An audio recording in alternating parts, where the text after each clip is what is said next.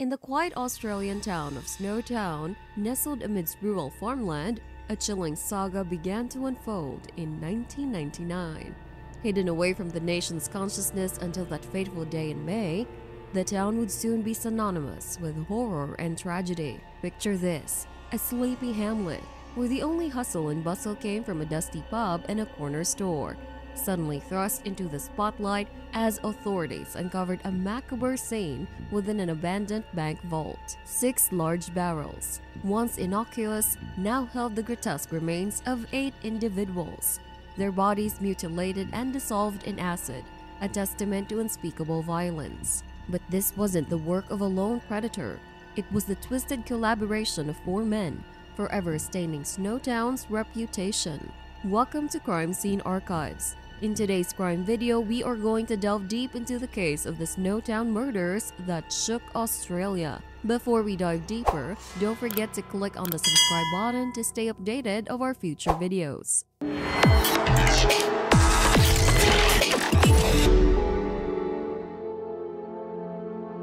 Warning: this video contains graphic content related to crime scenes. It is intended for educational purposes only. Viewer discretion is advised. Snowtown Killers. Led by John Bunting, a man with a dark past etched in cruelty and fueled by a fervent hatred for those he deemed deviant, the group embarked on a spree of terror that shook the very foundation of the town.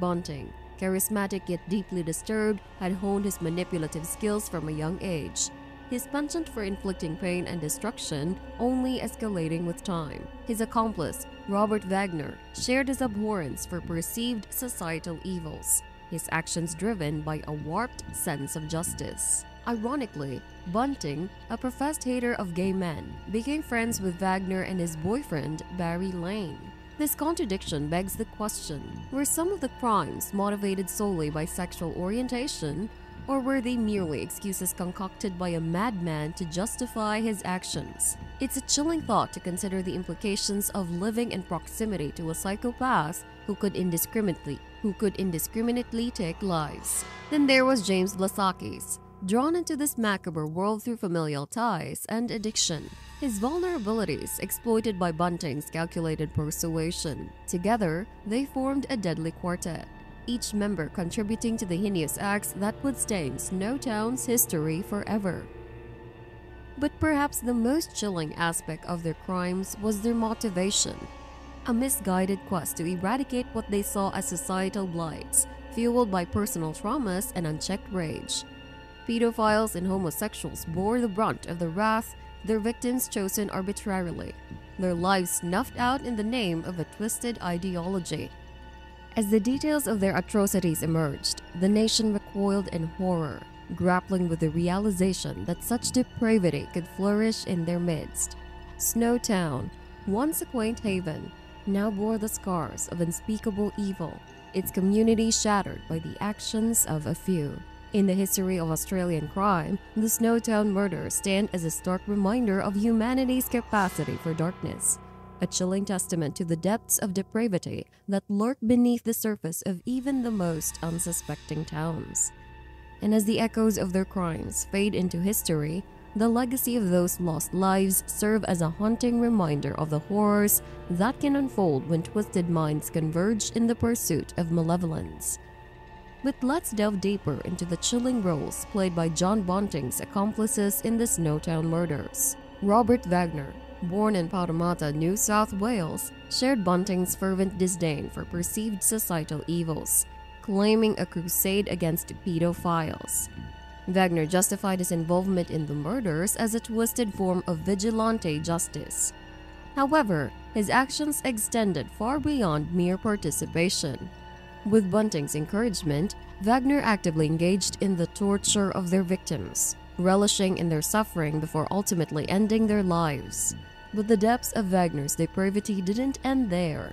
Later, revelations would unveil even more disturbing details of his atrocities, painting a portrait of a man consumed by sadism and malice.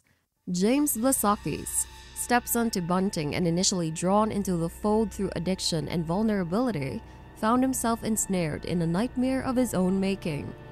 Though his involvement in the crimes may have begun with coercion and manipulation, Blasaki soon became a willing participant in the group's reign of terror. Under Bunting's influence, he not only aided in the execution of their victims, but also shared in the unspeakable acts of violence inflicted upon them.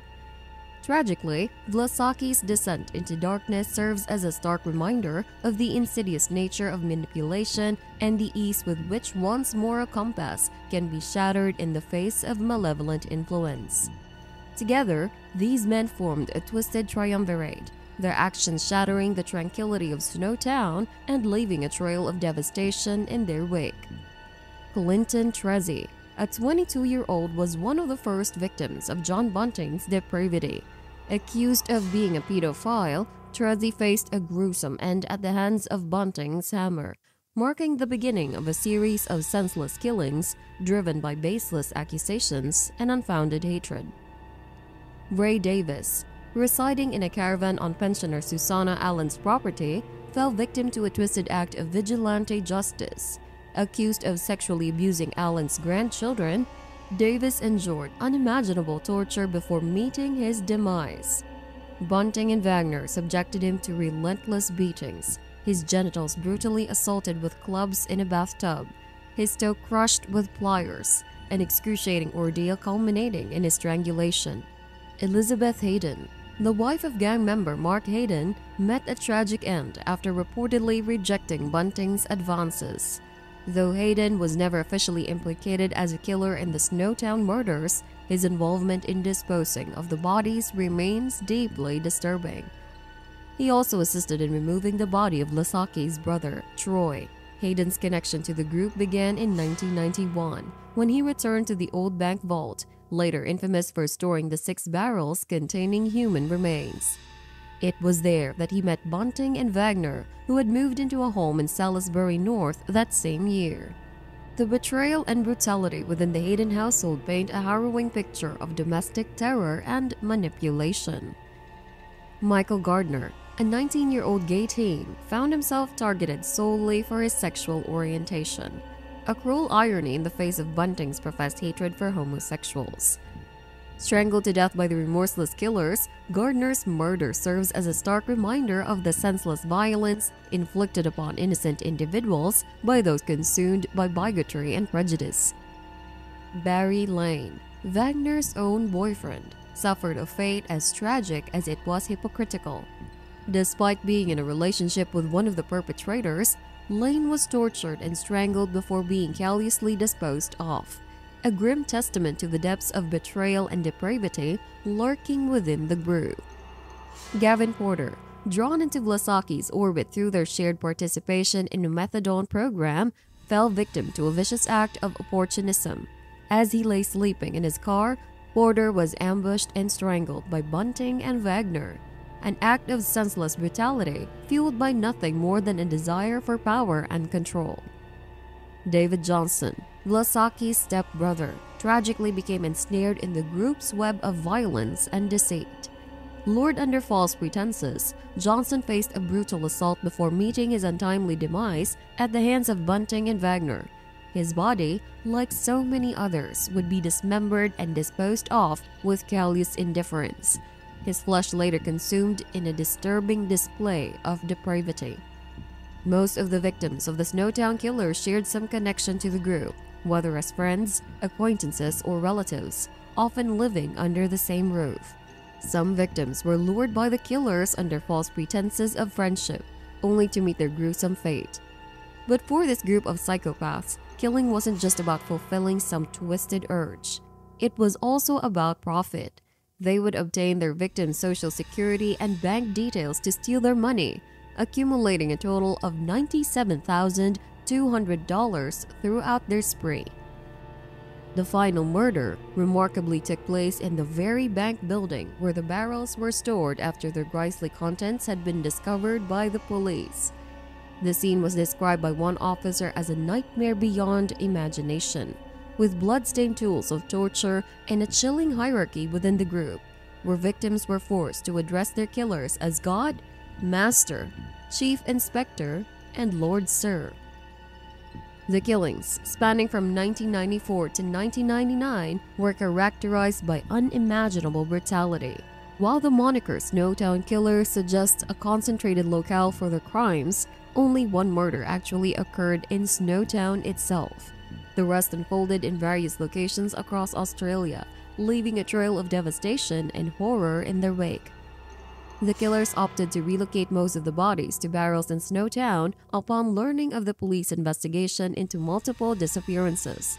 However, their attempt to conceal their heinous acts was thwarted when locals grew suspicious of the newcomers in the area and alerted the authorities. This led the police to the bank vault rented by Mark Hayden, where the gruesome evidence was discovered. The four men were swiftly apprehended and subjected to a protracted trial, which marked South Australia's lengthiest criminal proceeding due to the substantial number of victims and the complexity of the case. John Bunting was found guilty of his involvement in the murders of the 11 victims and faced accusations regarding a 12th victim, though the latter was never substantiated. He received 11 consecutive life sentences without the possibility of parole. Similarly, Robert Wagner was sentenced to 10 consecutive life sentences despite pleading guilty to only 3 charges. James Vasakis, who admitted guilt to all 4 charges against him, was handed 4 life sentences and granted a suppression order to shield his image from media exposure in exchange for testifying against Bunting and Wagner. While Australia may be renowned for its formidable wildlife, the chilling saga of the Snowtown Killers serves as a sobering reminder of the human capacity for malevolence. A study by the FBI in 2011 revealed that over half of murder victims knew their assailants, underscoring the sobering reality that danger can lurk even with family circles. This unsettling revelation prompts reflection on the potential for betrayal and treachery among those closest to us, casting a shadow over seemingly ordinary gatherings and social interactions. Thank you for joining us on Crime Scene Archives as we delved into the case of the Snowtown Killers. As we conclude our exploration into the chilling case of the Snowtown Killers, we invite you to subscribe to Crime Scene Archives for more gripping tales of true crime. Stay updated on the latest investigations, unravel mysteries, and delve deeper into the darkest corners of the human psyche. But before you go, don't miss out on our previous video uncovering the tragic story of Nadine Bourras, a tale of love found online that spiraled into a harrowing murder disaster. Thank you for joining us. Until next time, stay safe, stay curious, and never stop seeking the truth.